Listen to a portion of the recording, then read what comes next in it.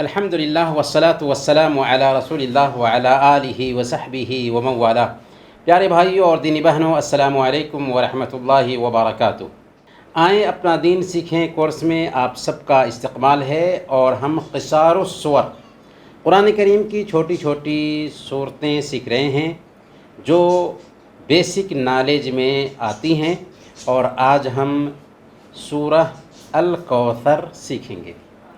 اللہ تعالیٰ فرماتا ہے، اعوذ باللہ من الشیطان الرجیم، بسم اللہ الرحمن الرحیم۔ إنا أعطيناك الكوثر فصل لربك وانحر إن شانئك هو الأبتر۔ یقیناً ہم نے آپ کو حوض کوثر عطا کیا ہے، اس لیے اپنے رب کے لیے نماز پڑھیے اور قربانی کیجیے۔ یقیناً آپ کا دشمن ہی جرکٹا اور بے نام و نشان ہے۔ پیارے بھائیوں اور دینی بہنوں، اللہ تعالیٰ اس سورہ میں اپنے نبی کو خطاب کرتے ہوئے کہتا ہے، انا اعطیناک الکوثر، اے نبی ہم نے آپ کو حوض کوثر عطا فرمایا ہے۔ کوثر کیا ہے؟ کوثر جنت میں ایک نہر کا نام ہے جو جنت میں آپ صلی اللہ علیہ وسلم کو دیا جائے گا۔ اسی طرح اس سے مراد وہ حوض کوثر بھی ہے جو قیامت کے دن جنت میں جانے سے پہلے آپ صلی اللہ علیہ وسلم کی امتی اس سے سیراب ہوگی۔ آپ صلی اللہ علیہ وسلم کی امت کے لوگ اس سے پئیں گے۔ اس حوض کوثر میں پانی دراصل اسی نہر جو جنت کی نہر ہے، اسی نہر سے آ رہا ہوگا۔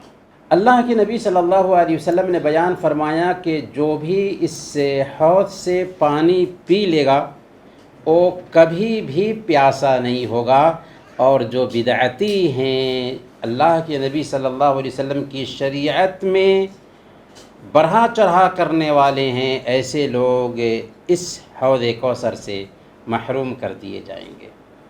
اللہ فرماتا ہے، فصلی لربک وانحر، اس لیے اپنے رب کے لیے نماز پڑھیے اور قربانی کیجیے۔ یعنی شکریہ کے طور پر صرف اللہ تعالیٰ کے لیے نماز پڑھیے اور اللہ تعالیٰ کے لیے ہی قربانی کیجیے۔ نماز ہوگی تو صرف اللہ کے لیے، اور قربانی ہوگی تو صرف اللہ کے لیے۔ اگر کسی نے اللہ کے علاوہ کسی اور کے سامنے سر جھکایا یا اللہ کے علاوہ کسی اور کے لیے جانور ذبح کیا تو وہ شرک ہو گیا، جو اسلام میں سب سے بڑا گناہ ہے۔ اللہ تعالیٰ نے فرمایا سورہ الانعام آیت نمبر 162، قل ان صلاتی ونسکی ومحیای ومماتی للہ رب العالمین، آپ کہہ دیجئے کہ بے شک میری نماز، میری قربانی، میرا جینا اور میرا مرنا سب کے سب اللہ رب العالمین کے لیے ہے۔ اللہ فرماتا ہے آگے، ان شانئک هو الابتر، آپ کا دشمن ہی جرکٹا اور بے نام و نشان ہے۔ ابتر کہتے ہیں جرکٹا کو، جس کی ذات پر اس کا نام و نشان ختم ہو جائے، جس کے بعد اس کی نسل نہ چلے، جس کا کوئی نام لینے والا نہ رہے۔ اللہ کے نبی صلی اللہ علیہ وسلم کی نرینہ اولاد نہیں بچی تھی، اور سب آپ کی زندگی ہی میں بلکہ بچپن ہی میں وفات پا گئی، تو اللہ کے نبی صلی اللہ علیہ وسلم کے کچھ دشمنوں نے یہ کہنا شروع کیا کہ چلو تم کتنا پریشان ہوتے ہو محمد کے مسئلے کو لے کر کہ اس کے جانے کے بعد تو اس کا نام و نشان مٹ جائے گا، نرینہ اولاد نہیں ہے کہ اس کے ذریعہ اس کی نسل چلے گی، اسی تک اس کا پیغام رہے گا، اسی تک اس کی بات رہے گی۔ تب اللہ تعالیٰ نے یہ سورہ اتار دی جس میں کہا گیا کہ آپ کے دشمن ہی بے نام و نشان ہیں۔ کیا آپ کے دشمن بے نام و نشان نہیں ہوئے؟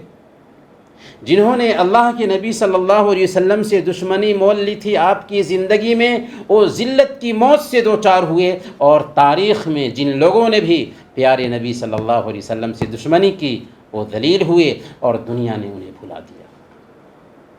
لیکن آپ کی بیٹی کی طرف سے ہی آپ کی نسل تو چلی نا۔ پھر آپ کی امت بھی آپ کی روحانی اولاد ہے۔